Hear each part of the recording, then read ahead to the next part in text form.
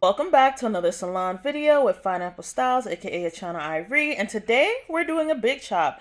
This was my client's hair a year ago. Crazy to think that her hairstylist told her she couldn't get braids or grow her hair natural, but here she is a year later after being with me. So let's get into it. Now, first of all, every time that I do her hair, because she has those relaxed ends, I always go through and detangle dry. Now, it can cause breakage for some, but because I know the product that I use, it's water-based, and I don't use too much product, it's actually easy to detangle her hair dry. There's not any breakage, there's minimal shedding, but it's just to help ensure that when I actually shampoo her hair, that there won't be any unnecessarily knots or tangling. So if you're transitioning your hair and you get a lot of knotting and tangling when you take out protective styles, try dry combing first. If there's too much product on your hair, definitely go in with conditioner.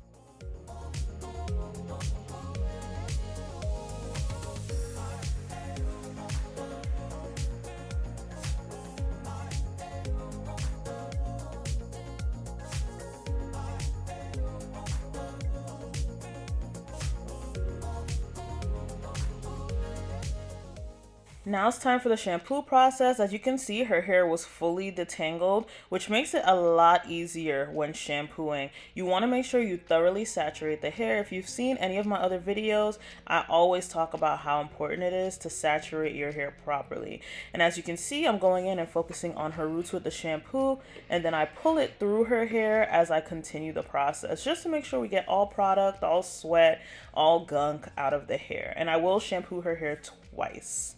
Also, it is now time for her favorite part of the shampoo, my little silicone tool. I use this on everybody. I even have one for myself, but it's great for stimulating blood flow to the scalp, which helps with thickening up the hair in any thinning areas, and it just feels good.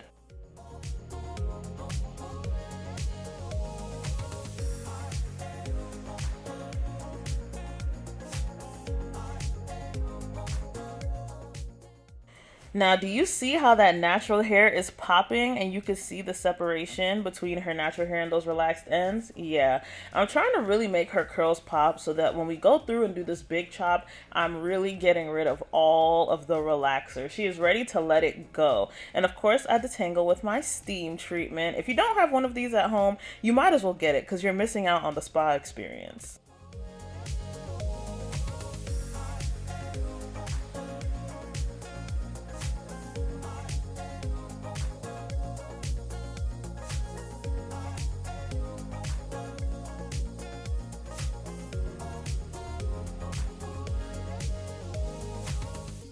This is her hair post shampoo, and as you can see, them curls are popping. Let's get these straight ends cut off already. Now the big chop process is a very tedious one because yes, you see those giant straight pieces, but look here. You see, it's like such a thinner piece of straight hair. So I actually have to go through and pick up every clump of hair and find all the straight ends. And I basically cut it where the straight piece meets the curly piece.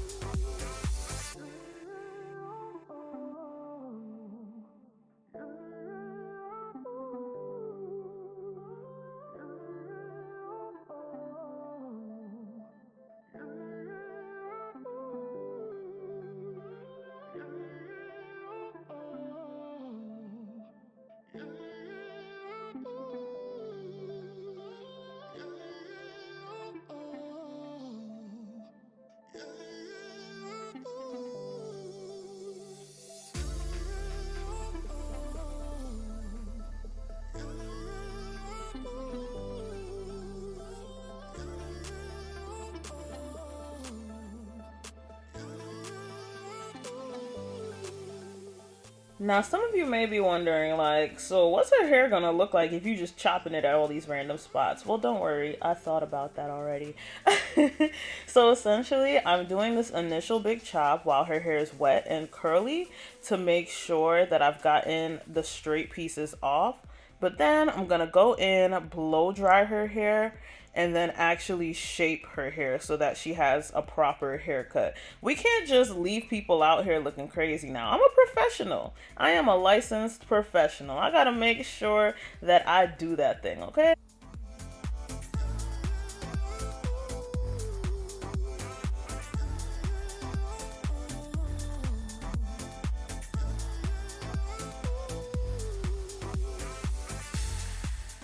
Honestly, the best part of this whole appointment was seeing her react to her full head of natural hair.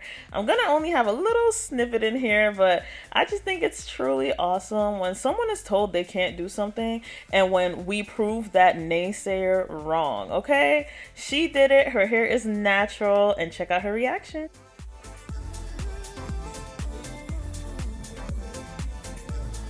Oh man, that's wild. You are all natural.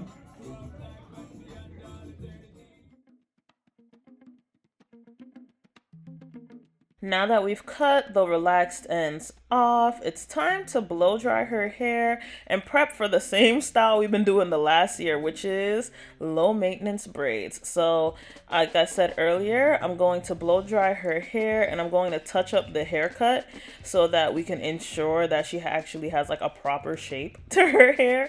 And then I'm going to actually do her style.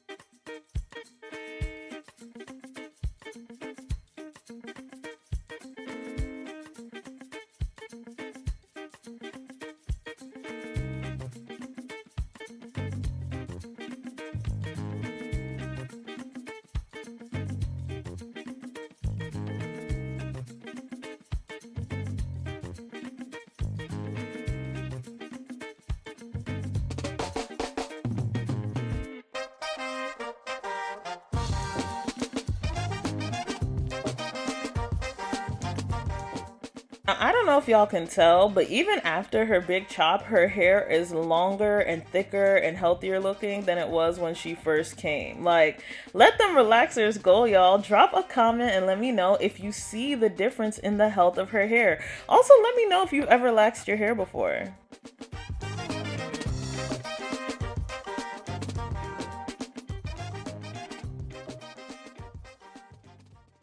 If you've made it this far into the video and haven't subscribed yet, what are you doing? Go ahead and subscribe. I know I took a little break. Y'all will see a life update soon when it comes to the salon and everything, but definitely subscribe. I got loads of videos backed up that I needed to edit and will be posting soon. But yes, it is haircut part 2, and as you can tell, the haircut from the transitioning hair actually was not too bad. It was mostly even, so I'm just fine-tuning the cut, making sure the perimeter is even, and yeah, making sure her hair looks good. Look at how full it is.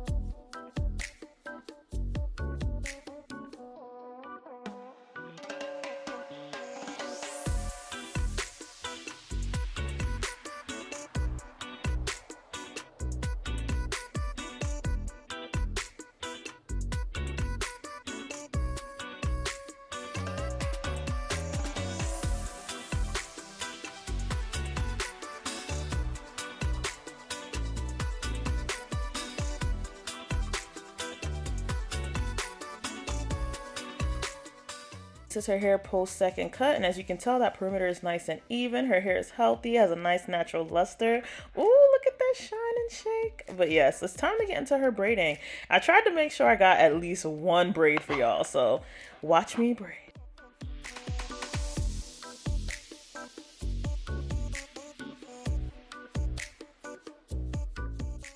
Now the braid is all about prep, and I don't want to see no comments about me applying the gel on her scalp. Listen, I apply the gel at the roots to help make the part extra crispy, but the gel does not just sit there. That's the difference. After I crisp up that part, the gel gets smoothed away, as you can see me doing. So I don't just leave the gel on the skin. And again, I emphasize I used water-based, not alcohol-based braiding gel. What does that mean? That it's not drying out her scalp. We love moisture over here, so make sure that whatever gel that you use when you get your hair done or when you do your hair is a water-based pomade that will be firm but won't dry out your scalp.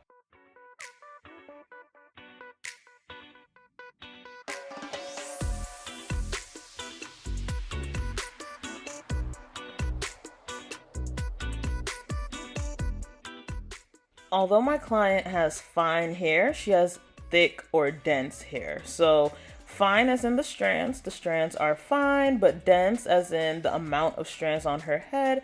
She has a lot of strands of hair. So I like to use my braiding pomade, braiding gel to smooth the roots down. I just add a little bit down the braid, and I'm going to take my comb and comb it through. So again, that nothing builds up, but it's just enough to smooth her hair down for her stitch braids.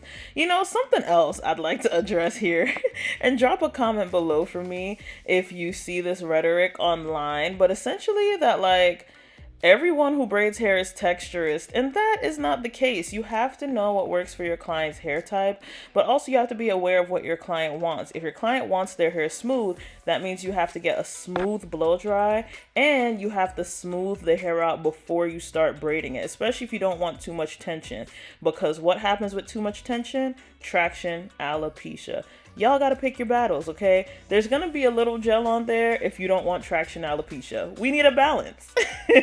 Drop a comment below, tell me your thoughts. I'm also gonna leave it in the comments, but yeah, like, let me know what you think about the whole braiders or hairstylists using too much gel rhetoric that's online.